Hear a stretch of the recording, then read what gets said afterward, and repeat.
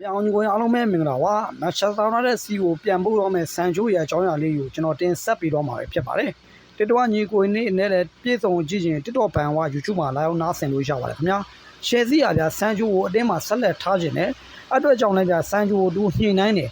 သူဗျာတပတ်လောက်ကကိုပါမာလို့ပေါင်တသိန်း2000တသိန်း9000ထိတိုးပေးပြီးတော့အတင်းရအောင်မြင်မှုနဲ့အတူဗျာဘောနက်တွေပေးတဲ့အစီအစဉ်ကိုသူစီမံထားတဲ့အတိုင်းပေးဆောင်ဖို့ရှိတယ်ဒါပေမဲ့လည်းဗျာဆန်ချိုးရဲ့ဘက်ကသူ့အေဂျင့်အောင်ပြောထားတာတပတ်လောက်ကပေါင်2သိန်းအောက်ကိုလုံးလုံးရောလို့မရဘူး2သိန်းအောက်သူရောဦးပေါ့သူမရောလို့ချင်းမက်ချက်တောင်းတဲ့စီကိုသူပြန်မယ်ရောတော့သူပေးလို့မရဘူးဆိုဆန္ဒရှိနေဗျာရှယ်စီကလည်းအဲ့အတွက်ကြောင့်သူ့ကိုထပ်မညှိနှိုင်းတော့ဘဲနဲ့ဗျာအစမပြေဖြစ်နေတာလည်းဖြစ်ပါတယ်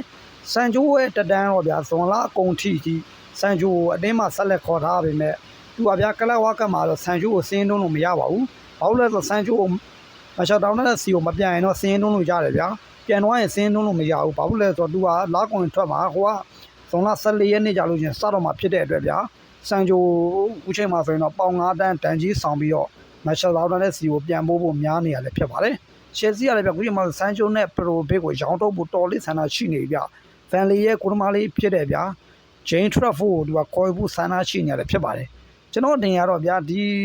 မိုက်ကယ်ဖန်တာတို့ဒီမှာဒီပက်ထရိုဖေးတို့တော့မကောင်းဘူးလားလို့ဗျာရှယ်စီဘယ်လိုစဉ်းစားလဲတော့မသိဘူးဗျာ